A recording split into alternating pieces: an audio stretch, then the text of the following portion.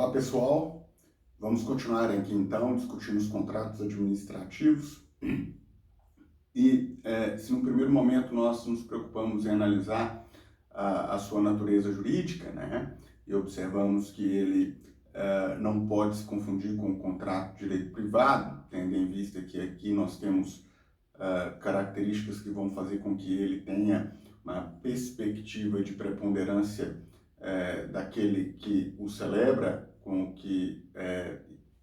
o polo, né, particular, privado dessa relação.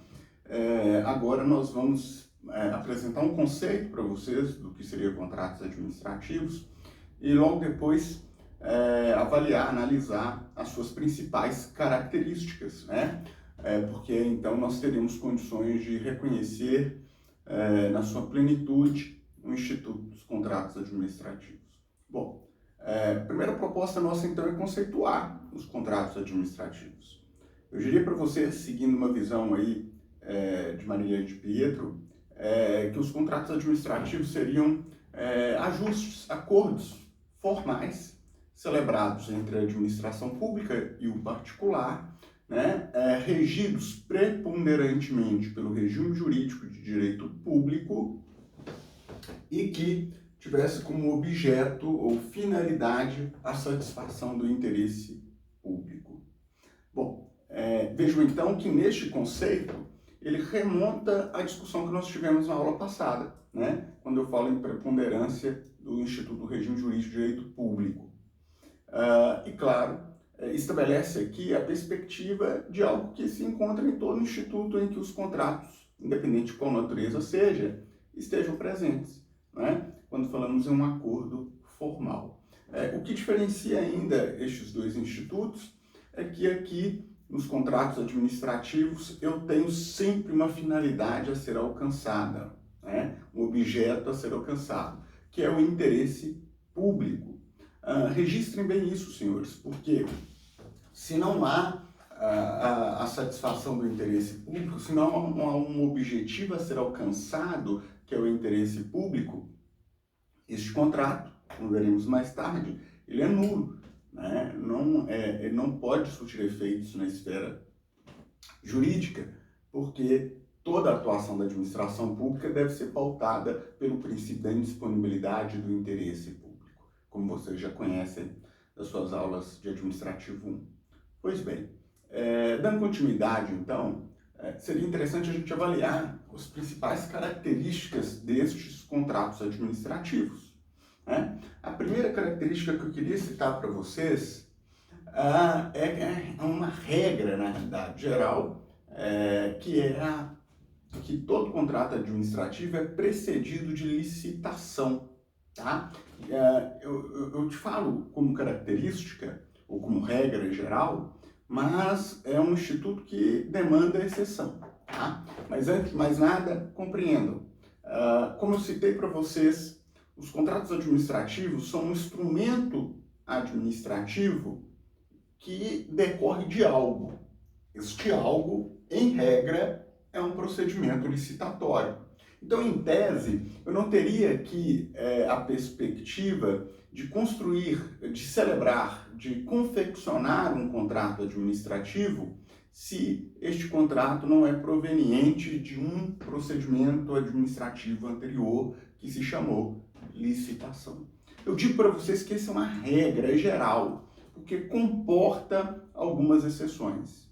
Quando estudamos licitação, nós vimos que em certas circunstâncias, a administração pública é dispensada de produzir licitação, né? Nós falamos em regra geral, de forma genérica, que há uma possibilidade de afastamento do procedimento licitatório, né? E aí nós dividimos ele lá em 3 critérios: os dispensáveis, o dispensado e o de inexigibilidade, né? Nós vimos que nessas situações a licitação não é realizada, não é? Ou pelo menos em algumas situações a administração tem a opção de realizá-la ou não.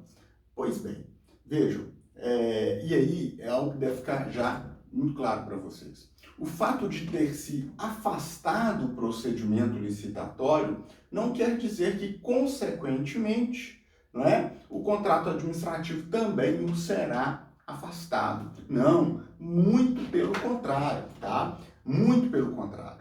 É nessas situações, em regra, que deve-se exigir, de fato, a celebração do contrato administrativo.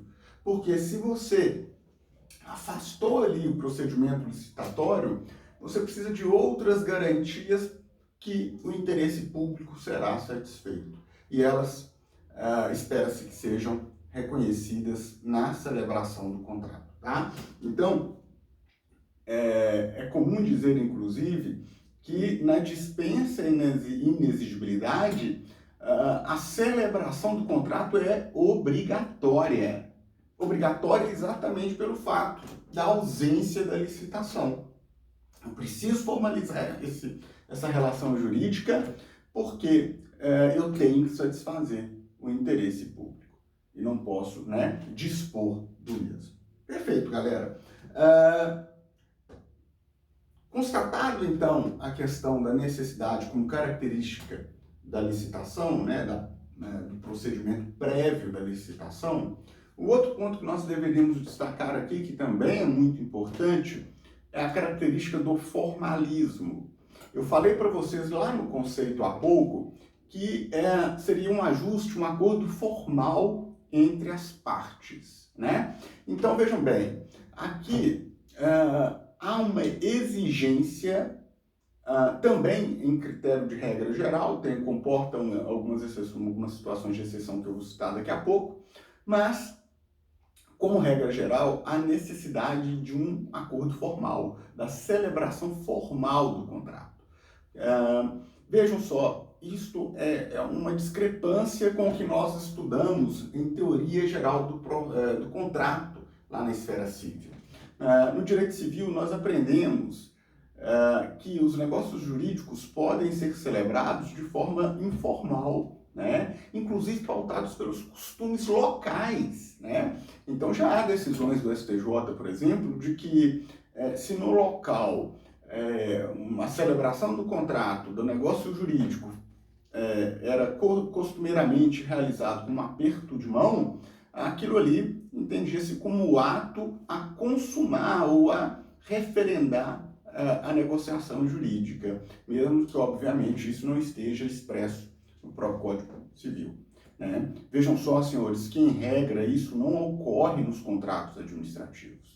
Então, um contrato administrativo, para ser válido, para surtir efeitos jurídicos, é extremamente necessário que ele esteja formalmente constituído. Como isso ocorre, Hugo? Simples, né? Ocorre com a redação, a escrita do contrato. Então, nós falamos que o contrato tem que ser obrigatoriamente escrito, né? E ainda respeitando todos os instrumentos que a lei estabelece que no seu corpo deve haver, né? Então, mais à frente nós vamos estudar que a Lei 8.066 vai estabelecer lá cláusulas que ele entende como necessárias, essenciais à validade do contrato administrativo. Por exemplo, que o contrato seja entabulado descrevendo, né, todas as partes envolvidas, apontando, inclusive, suas características próprias. O contrato deve descrever com muita objetividade e clareza a sua finalidade, qual o objeto da sua celebração. Então, isso, senhores, deve estar contido lá sob pena de um vício, né? Que vai gerar sua nulidade. Lembrando a vocês que quando a gente fala em nulidade, nós estamos falando de um vício que afronta a lei. E se afronta a lei, este vício pode ser declarado pela própria administração pública ou pelo Poder Judiciário e tem efeito ex tunc, né? É aquela situação em que nós damos um tapa na testa, né? Significa que os efeitos jurídicos vão retroagir à data da celebração do contrato, porque na hora que eles confeccionaram e assinaram o contrato, ali já existia um vício de legalidade que não poderia ser suprimido a posterior. veremos isso mais tranquilamente à frente, tá? Então, dito isso, o que mais nós poderíamos destacar para vocês aqui quanto à característica da formalidade? A regra geral é que seja o contrato escrito, né? E tendo no seu interior todos os quesitos exigidos em lei, tá? Mas há exceção.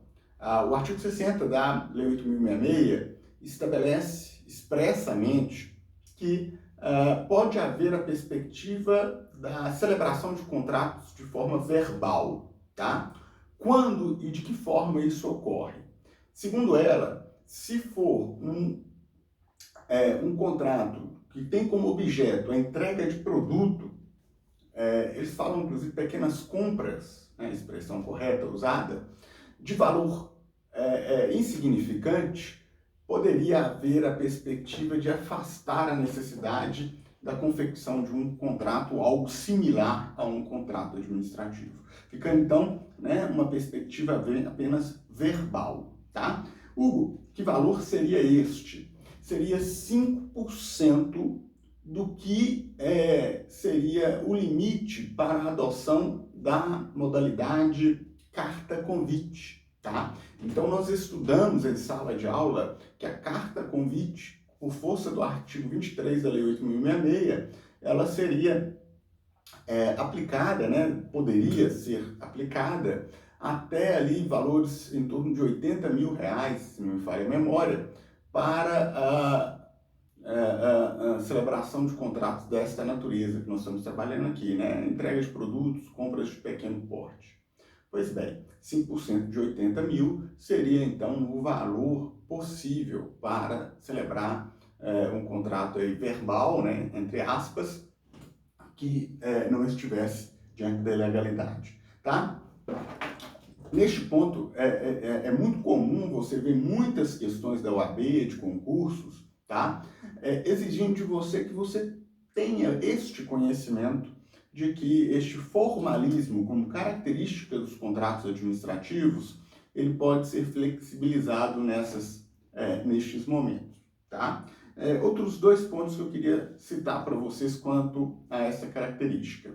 O primeiro deles, há situações que os contratos administrativos são obrigatórios, tá? De modo que não há possibilidade de, inclusive, substituí-lo por outro instrumento qualquer. Quais momentos são estes? Dois deles eu já citei para vocês aqui. A dispensa e a inexigibilidade. Situações em que se afasta o procedimento licitatório, você tem, então, a obrigatoriedade de celebrar o contrato administrativo, tá? Além deles, a Lei 8.066 estabelece que nas modalidades concorrência e tomada de preço, tá? O contrato administrativo é obrigatório. Pois bem, há outras situações que o contrato administrativo pode ser substituído por outro instrumento, tá? Que seria, no caso da carta-convite, que a doutrina chama que o seu contrato a ser celebrado é um contrato-convite, uma carta-contrato. E tem também a perspectiva, né, de compras de pequeno valor e tudo mais, de imediata entrega, que a nota de empenho pode ser configurada como instrumento similar, congênere, né, ao contrato administrativo. Hugo, o que é uma nota de empenho? Bom, lá no direito financeiro, nós aprendemos que há um ciclo para que a administração pública pague o que eventualmente ela deve, né? O que ela despenda, recursos financeiros para pagar as suas obrigações. E aí nós vimos que, basicamente, você precisa ter ali uma dotação orçamentária, então você precisa prever isso no orçamento.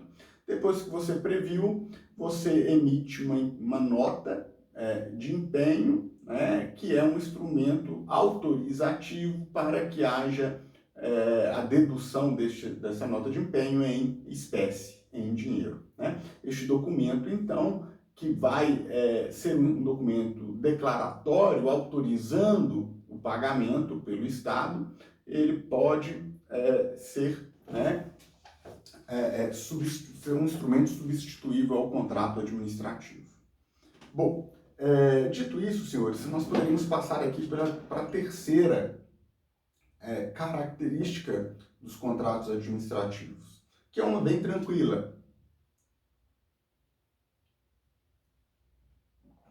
que é a onerosidade. Bom, óbvio, né? Todo contrato administrativo, ele tem em sua própria natureza, em seu próprio objeto, a perspectiva que ele vai gerar ônus para a administração pública, né? Ônus de cunho financeiro, ou pelo menos em regra de cunho financeiro. Mas é certo que, ao celebrar esse contrato, a administração pública, de algum modo, terá que se comprometer com recursos, né? Então, a doutrina aponta essa característica como fundamental nos contratos administrativos. Outra muito tranquila também de ser citada, e nós vamos colocá-la aqui como a quarta característica, é a da cumulatividade, ou comutatividade, dependendo do autor que vocês forem estudar. Esta característica ela é muito própria de todos os contratos administrativos, de todos os contratos como um todo, bem da verdade, né? Por quê? Porque a comutatividade é uma característica que estabelece que vai haver, ao celebrar o contrato administrativo, ou no teor do contrato administrativo, regras de reciprocidade quanto a obrigações a serem realizadas. Então, basicamente, o que eu digo para vocês com relação a essa característica, que ela vai estabelecer a obrigatoriedade de que ambas as partes devam realizar algo para que haja um cumprimento das suas obrigações, né? Então, a título de exemplo, eu, administração pública, celebro um contrato administrativo almejando adquirir bens, como, por exemplo, né, café, né? Então, veja só, eu vou contratar com um supermercado, né, um distribuidor qualquer, um número X de sacas de café, de produtos sobre café. Bom, observe então que eu tenho aqui uma reciprocidade de obrigações. Eu vou pagar um valor X e o distribuidor ou a empresa vai me entregar um número X de produtos, tá? Gente, o que eu devo citar para vocês aqui, que vai ser discutido mais à frente, muito importante, é a chamada teoria da imprevisão, que pode levar, inclusive, à rescisão, né, ou nulidade do contrato administrativo. Eu vou estudar isso em outro momento com vocês. Mas o que vocês devem saber desde já aqui, né?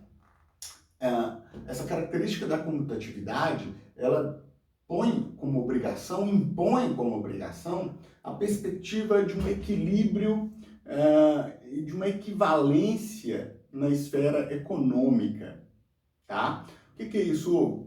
Basicamente estabelecer um critério de que essas obrigações distintas e recíprocas existentes, elas têm que ter um equilíbrio, né? No sentido de que nenhuma das partes pode se privilegiar ou se beneficiar em demasia em detrimento da outra, tá? Sob pena, como veremos mais à frente, de poder se declarar, inclusive, a nulidade ou a perspectiva de revogação do contrato administrativo.